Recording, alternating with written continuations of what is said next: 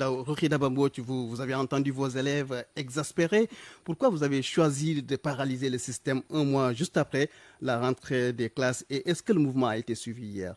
Voilà, merci beaucoup, M. Conte. Je tiens à rappeler que le syndicat, en tout cas l'alliance entre le QSEMS et le SAEMS dans le moyen secondaire, a tenu à alerter hier avec une journée morte de l'école pour que les autorités quand même puissent revenir, n'est-ce pas, à de meilleurs sentiments et se consacrer à apurer le passif social. Et ça aussi, je pense qu'aujourd'hui, les élèves comme les enseignants que nous sommes n'avons pas intérêt à ce que ce système soit paralysé. Mais quand même, le rôle d'alerte que le syndicat doit jouer a été quand même exécuté et je pense que ce n'est pas tombé dans l'oreille d'un sourd. Ce mouvement a été suivi dans certaines localités à 100%, dans certaines localités dans le moyen secondaire, 75%, minimum au niveau national, 70% des établissements ont été paralysés hier. Et je pense qu'il est important qu'on puisse quand même recevoir ce signal fort des enseignants pour que le passif social soit évacué. Alors, Dame Sek, je disais tout à l'heure, pourquoi eux, ils ont choisi un mois juste après pour paralyser le système. Quand vous entendez les élèves, vous entendez Rocky Dabambo parler, ça fait craindre, n'est-ce pas? Vraiment, ça fait craindre. Ça fait craindre parce que nous sommes pratiquement pour l'effectivité du droit à l'éducation durant vraiment toute l'année scolaire. Il est vrai que d'habitude, le SAEMS n'avertissait pas de cette façon. Il alertait et nous a envoyé en général un texte à partir duquel toutes leurs préoccupations y étaient inscrites. Ainsi, nous allions faire des démarches soit au sein de la fédération, soit au niveau du comité de dialogue social secteur de l'éducation. Nous sommes contre la grève, mais nous voulons aussi que nos enseignants soient dans de bonnes conditions de travail. C'est pourquoi nous demandons aussi à l'État de tout faire pour que ce passif social-là soit vraiment résorbé, afin que la paix puisse régner et que nos enfants puissent recevoir de façon correcte les enseignements apprentissages. C'est ça notre problème. Rocky, est-ce que vous pouvez revenir sur le passif dont vous parlez? Oui, en fait, on avait signé avec le gouvernement du Sénégal, tout le monde le sait, en février 2022, un protocole d'accord. Et je pense qu'aujourd'hui, sur ce protocole d'accord, en tout cas, la rémunération, la question financière a été respectée par le gouvernement du Sénégal. Il reste juste pour l'élémentaire, le mois de janvier 2024, pour la dernière échéance. Mais pour le moyen secondaire, donc, ça a été respecté, à part quelques problèmes de mise en œuvre avec donc des spécificités.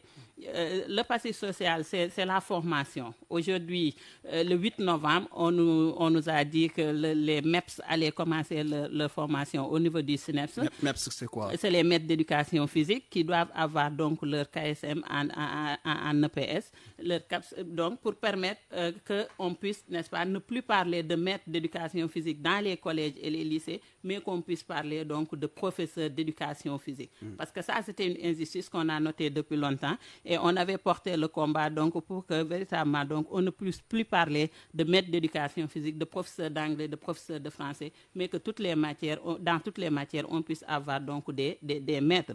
La formation aussi, c'est les professeurs de philosophie, détenteurs de diplômes spéciaux qui doivent être formés au niveau de la FASTEF. C'est les chargés de cours aujourd'hui qui doivent être formés au niveau donc de la FASTEF. Et c'est aussi les contractuels, les PC, les professeurs contractuels, toutes ces formations aujourd'hui au niveau de la FASTEF n'ont pas encore concrètement, n'est-ce pas, débuté. Les mises en position de stage, je ne les oublie pas. Et il faut dire que la formation est un point essentiel pour l'enseignant, en tout cas le professionnel de la CRE, qui est en service et qui a besoin d'avoir, n'est-ce pas, en tout cas cette ouverture, cette formation pour pouvoir être performant donc dans son travail. Et je pense que aussi le problème aujourd'hui, c'est le problème des décisionnaires. Les décisionnaires n'attendent qu'un décret qui doit être signé par le président de la République. Et ce décret 74-347 doit être révisé, surtout en son article 9, pour permettre quand même à ces décisionnaires d'avoir donc un meilleur traitement. Et je pense qu'il est important au niveau de la fonction publique, d'autant plus que ces décisionnaires l'ont été juste par les lenteurs administratives. Aujourd'hui, vous êtes enseignant, vous avez 30 ans, on vous recrute, vous devez être fonctionnaire. L'État fait 7 ans pour vous former. Là, vous avez 37 ans, vous êtes obligé d'être reclassé comme décisionnaire. Donc, c'est les lenteurs administratives en grande partie qui ont fait de ces enseignants des décisionnaires. Et il est important aujourd'hui que ce décret puisse être signé pour que les enseignants, les décisionnaires puissent quand même voir leur sort amélioré. Le problème aussi dans ce passif social, c'est bien sûr les lenteurs administratives. Oui. Aujourd'hui, on avait un programme d'appui à la modernisation administrative, les PAMA, qui ont été installés dans les 16 régions, en tout cas les IA du moins du Sénégal. Et aujourd'hui, les 14 régions, on a des PAMA, mais ce qui est déplorable aujourd'hui, c'est que ces PAMA même ont vu quand même leurs prérogatives encore être diminuées. Aujourd'hui, les PAMA nous faisaient des projets d'avancement automatique, ils ne peuvent plus. Donc, il est important qu'on puisse retrouver quand même ces prérogatives au niveau des PAMA qui servaient à moderniser et à décentraliser, n'est-ce pas, le fonctionnement de la fonction publique, si je peux me permettre. Ouais. Donc, aujourd'hui, les lenteurs administratives, bien sûr, c'est les actes d'intégration aujourd'hui qui commencent encore à durer dans le système. Et on avait parlé bien sûr de Giraffe 2 pour permettre cette dématérialisation. Ça aussi, c'est un accord qu'on a signé avec le gouvernement du Sénégal et on attend donc l'effectivité bien sûr de cet accord. Le prêt DMC qui a quand même fini d'être le mandat d'Ousmane Sembène. Aujourd'hui, les enseignants, je rappelle qu'aujourd'hui, sur les 37 000 dossiers officiellement déposés pour, n'est-ce pas, obtenir un prêt DMC de l'État, seuls aujourd'hui 4 000 du moins 143 dossiers ont été traités en 2 ans. Vous voyez donc le passif qu'il nous reste sur 37 000 dossiers. 4143 traités. Je pense qu'il faut qu'on revoie donc la manière de traiter ces prêts DMC pour faciliter donc l'accès au logement aux enseignants. Je rajoute à cela simplement les rappels aujourd'hui qui sont payés à compte-gouttes.